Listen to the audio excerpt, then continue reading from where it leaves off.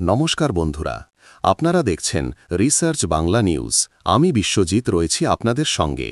আজকের breaking topic, ভারতের গণতন্ত্রের সবচেয়ে গুরুত্বপূর্ণ প্রতিষ্ঠান নির্বাচন কমিশন নিয়ে বিস্ফোরক অভিযোগ। প্রশ্ন উঠছে, নির্বাচন কমিশনার কি পদত্যাগ করতে বাধ্য হবেন? ঘটনার সূত্রপাত কর্ণাটক থেকে। 18 সেপ্টেম্বর রাহুল গান্ধী এক প্রেস কনফারেন্সে তুলে ধরেন এক চাঞ্চল্যকর তথ্য। অ্যালান্ড নামের একটি বিধানসভা কেন্দ্রে ৬,০০০-এর বেশি ভোটারদের নাম ভোটার তালিকা থেকে মুছে ফেলা হয়েছে, তাদের অজান্তে, তাদের ভোটার আইডি সহ। এখন এই অভিযোগ শুধু রাজনৈতিক বক্তব্য নয়, বরং তদন্তের নথিভুক্ত রিপোর্টে উঠে আসছে চমকপ্রদ তথ্য। কর্ণাটকের সিআইডি তদন্তে প্রাথমিক রিপোর্টে উঠে এসেছে, এই ভোটার ডিলিশন প্রক্রিয়ায় ১০০টি সিম কার্ড ব্যবহার করা হয়েছে। শুধু তাই নয়, ২৫৪টি ভোটদান কেন্দ্র সরাসরি টার্গেট করা হয়েছিল। অর্থাৎ যেসব স্কুল, কলেজ বা ভবনে মানুষ ভোট দিতে যান, সেগুলোকে চিহ্নিত করেই পরিকল্পিতভাবে নাম বাদ দেওয়া হয়েছে। আরও বড় তথ্য, এই ১০০টি সিম কার্ড কর্ণাটক নয়, দেশের বিভিন্ন প্রান্ত থেকে জোগাড় করা হয়েছে। এবং অভিযোগ, এগুলো জাল সিম কার্ড। একটি কল সেন্টার বা সফটওয়্যারের মাধ্যমে এক ঠিকানা থেকে এই কাজ করা হয়েছে, ঠিক যেভাবে একটা বিপিও বা কল সেন্টার কাজ করে। অর্থাৎ ভোট কারচুপির জন্য তৈরি হয়েছিল এক প্রফেশনাল সেটআপ। রাহুল গান্ধী তার অভিযোগে বলেছিলেন, মানুষের মোবাইলে যে ওটিপি যাবে তা অন্য কেউ ব্যবহার করবে। আরেকটি পদ্ধতিতে যে কোনো একটি মোবাইল নম্বর ব্যবহার করে লগইন করে ফর্ম ৭ সাবমিট করা হবে। সিআইডির রিপোর্ট বলছে, ঠিক এই দুই প্রক্রিয়াতেই ভোট ডিলিশন ঘটেছে।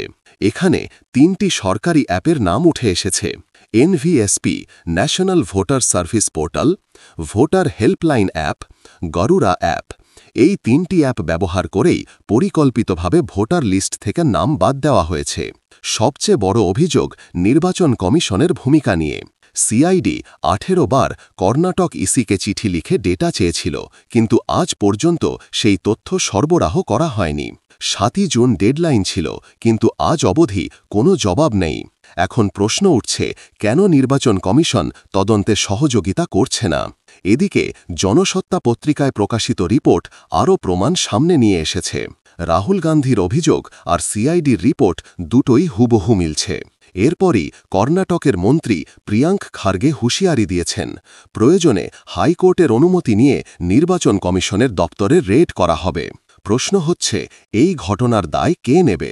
যদি প্রমাণিত হয় যে নির্বাচন কমিশন নিজেই তথ্য গোপন করেছে, তবে কি কমিশনারের পদত্যাগ ছাড়া আর কোনো পথ খোলা থাকবে?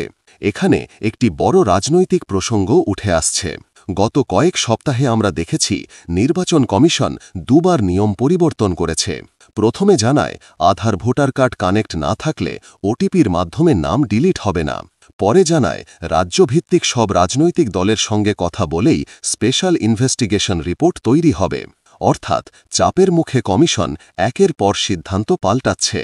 এখন পুরো বিষয়টি গিয়েছে এসআইটি, স্পেশাল ইনভেস্টিগেশন টিমের হাতে। ডিআইজি পদমর্যাদার অফিসার বি.কে. সিংহের নেতৃত্বে এসআইটি কাজ শুরু করেছে। তার রেকর্ড অত্যন্ত ভালো, তাই আশা করা হচ্ছে সত্য ধীরে ধীরে বেরিয়ে আসবে। এখন গণতান্ত্রিক প্রশ্ন, যদি মাত্র ৬,০০০ ভোটারকে বাদ দেওয়ার জন্য ১০০ সিম, ২৫৪ কেন্দ্র, জাল অ্যাপ, কল সেন্টার ব্যবহার হয়, তবে দেশ জুড়ে আর কত ভোটার নাম মুছে গেছে? কত আসন এভাবে প্রভাবিত হয়েছে? রাহুল গান্ধী শুরু থেকেই দাবি করে আসছেন, বিজেপি এবং মোদি শাহের নেতৃত্বাধীন সরকার ভোট চুরির পরিকল্পনা করছে। নির্বাচন কমিশন নাকি এই কারচুপিকে আড়াল করছে। এখন সিআইডির রিপোর্ট সেই দাবিকে আংশিকভাবে প্রমাণ করছে। তাহলে কি এবার সত্যিই বড় মাথা গড়াবে? সুপ্রিয়া শ্রীনে, কংগ্রেসের মুখপাত্র, স্পষ্ট বলেছেন, এই তদন্তে সব প্রমাণ উঠে আসছে, এবার সত্য গোপন করা যাবে না। অন্যদিকে বিজেপি এখনও কোনো স্পষ্ট জবাব দেয়নি। তাদের বক্তব্য, রাহুল গান্ধী শুধু রাজনৈতিক নাটক করছেন। বন্ধুরা, এ বিষয়ে আপনারা কি মনে করেন? এত বড় ভোট কারচুপির প্রমাণ সামনে আসার পর কি নির্বাচন কমিশনারের পদত্যাগ করা উচিত, নাকি এটি শুধু রাজনৈতিক লড়াইয়ের অংশ? জবাব দেবেন আপনারা কমেন্ট বক্সে।